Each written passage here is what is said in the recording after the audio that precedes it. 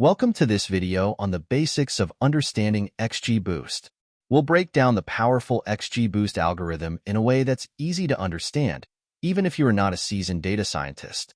XGBoost is known for its high performance and efficiency, making it a popular choice for various machine learning tasks, especially in competitions and real-world applications. Imagine a group of artists. Their goal is to create a painting together to benefit from each of their abilities. The first artist starts the painting but isn't good with the finer details. The second artist adds shading and corrects some mistakes but misses color. The third artist corrects prior mistakes and adds color to make it look more appealing. The final painting, with contributions from all artists, is much more detailed and vibrant than what the first artist could have done alone. When talking about XGBoost, one of the things that is said, if you were to wake up in the morning and just heard about a new Kaggle classification competition and the submissions were due tomorrow, what would you do? The answer is that your best chance would be to run an XGBoost model. XGBoost has efficient tree pruning, which reduces unnecessary computations by pruning trees effectively. It has advanced regularization, which controls model complexity, leading to fewer trees and simpler models. There is parallel processing to speed up tree construction. Histogram-based algorithms use approximations to find splits faster. Efficient handling of missing and sparse data ensures better use of all available data. The use of second-order gradients provides more accurate weight updates. There is also cross-validation and early stopping to prevent overfitting and help in optimal model tuning.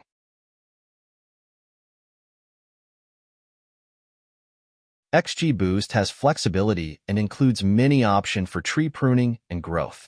And with more sophisticated tree building methods, we improve accuracy. It has advanced hyperparameter tuning with extensive options for optimizing model performance. There is parallel and distributed computing to enhance scalability and efficiency. Along with gradient boosting enhancements, XGBoost provides detailed feature importance metrics, which help in understanding which features contribute most to the model's predictions. This can be used for feature selection and improving model robustness. Because its usage is so prevalent, there is extensive documentation, an active community, and open source contributions. It is compatible with Python, R, Java, Scala, C++, Julia, Ruby, and more.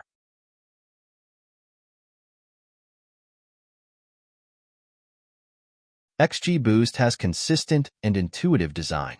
It has seamless integration with popular data handling libraries like scikit-learn and pandas. There is built-in support for hyperparameter tuning and model evaluation. Additionally, there are visualization tools for feature importance and tree structures. XGBoost builds a classification model by creating a series of simple decision trees, each one correcting the mistakes of the previous ones. It builds its model using a series of decision trees. Each tree is a simple model that makes predictions based on splitting the data into smaller and smaller subsets. The trees are built one by one in a sequence. Each new tree tries to correct the errors made by the previous trees. The process of adding trees to correct errors is called boosting. XGBoost is a type of boosting algorithm that incrementally builds an ensemble of trees to make better predictions. The final prediction of the model is the combined result of all the trees. This process of boosting results in a powerful model that makes accurate predictions by aggregating the strengths of many simple trees.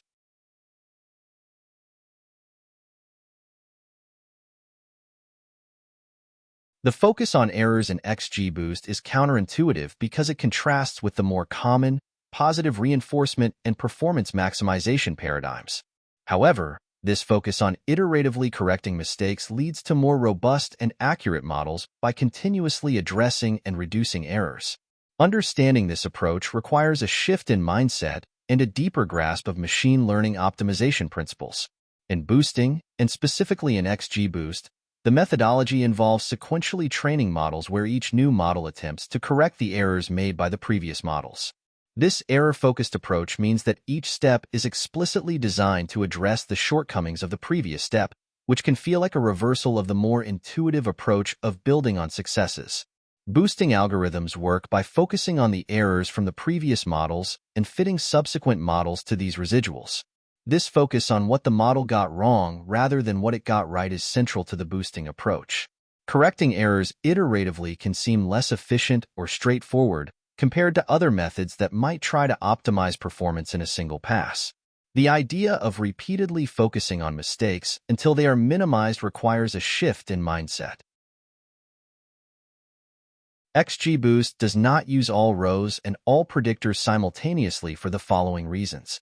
To avoid overfitting by ensuring that the model generalizes better to unseen data. To improve model robustness through the introduction of randomness. To increase computational efficiency and manage memory usage. To better assess feature importance and handle redundancy. These strategies make XGBoost both powerful and efficient, leading to its widespread use and success in various machine learning tasks. XGBoost comes with a large number of parameters which can be overwhelming. To make the learning process smoother and more effective, we focus on a smaller subset of parameters initially. You can easily build a model using only the default settings, but when you tune the model with hyperparameters, you will run it with a range of settings to improve the accuracy and robustness. Here are the parameters that are frequently adjusted. For model complexity control, we have gamma, which is the minimum loss reduction required to make a further partition on a leaf node. This helps with regularization to prevent overfitting. Then we have maximum depth, called max depth, which limits the depth of each tree. Deeper trees can capture more information but may lead to overfitting. I've added min child weight in red for any old school decision tree builders, since this is traditionally an important way to prevent overfitting. However, other parameters like max depth, gamma, and subsample also contribute to preventing overfitting. Therefore, depending on the dataset and problem at hand, you might exclude min child weight if the default value suffices, or if other regularization techniques are adequately controlling overfitting. For the boosting process, we have the learning rate, or ETA, which controls how quickly the model adapts to the problem. A smaller value means the model learns more slowly, but can result in better performance. Number of trees, or N estimators, is the total number of trees to be built. More trees can improve accuracy, but also increase training time. Subsample is the fraction of samples to be used for fitting the individual trees. This reduces overfitting by introducing randomness. If you are a true beginner, you could potentially use the defaults for regularization and feature sampling, but I have included these because they are additions to XGBoost from the more generic gradient boosting. For regularization, using both alpha and lambda together in the same XGBoost model is not only possible, but also often beneficial. They serve complementary purposes, with lambda reducing the overall magnitude of coefficients and alpha promoting sparsity in the model. When used together, they can help create a more robust and generalized model. It's recommended to tune these parameters to find the optimal balance for your specific application. Feature sampling was also added to XGBoost. By not looking at all columns simultaneously, we enable XGBoost to deal with multicollinearity. Finally, we have task parameters, which could be as simple as an objective of binary logistic and an evaluation metric of error, or AUC, which is the area under the curve. By mastering these parameters, you'll gain a solid understanding of how to control and tune XGBoost models effectively. Once you're comfortable, you can explore additional parameters to fine-tune your models further. Imagine you're trying to bake the perfect cake. The ingredients and steps you use are similar to the parameters and algorithms in a machine learning model, while the settings you choose for baking are like hyperparameters. Step 1. Recipe selection. You start with a basic cake recipe, your machine learning model. The recipe provides the ingredients and the general steps, like your model's parameters and structure. Step 2. Hyperparameters as baking settings. Oven temperature, one of your hyperparameters.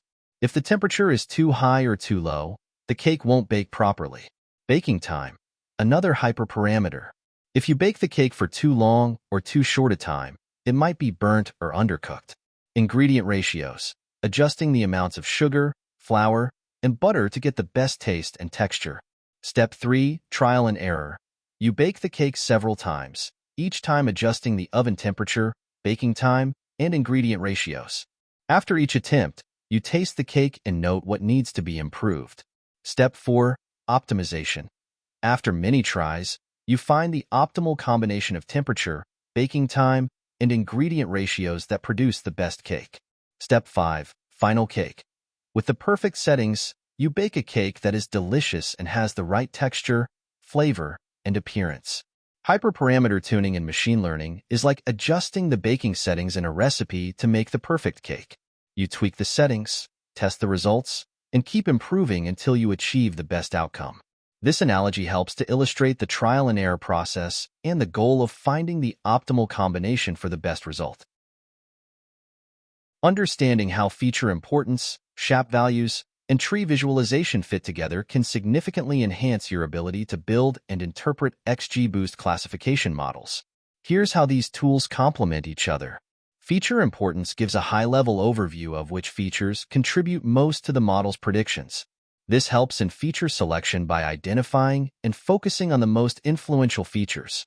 Typically, this is based on the frequency of how often a feature is used in all generated trees. SHAP values provide a unified measure of feature importance and allow for a detailed interpretation of individual predictions. These explain the output of a model for individual predictions, making it easier to understand the model's behavior at a granular level. Tree visualization offers a structural view of the decision-making process within the model. This helps understand the decision paths taken by the model, how features interact, and the splits that lead to particular predictions. Combining feature importance, SHAP values, and tree visualization provides a comprehensive toolkit for building, interpreting, and refining XGBoost classification models. Feature importance helps in high-level feature selection, SHAP values offer detailed local interpretability, and tree visualization provides transparency into the model's decision-making process. Together, these tools enable a more effective and interpretable model-building process. Well, that's it. Thanks for watching, and as always, please feel free to leave a comment, whether positive or negative, to help guide future videos.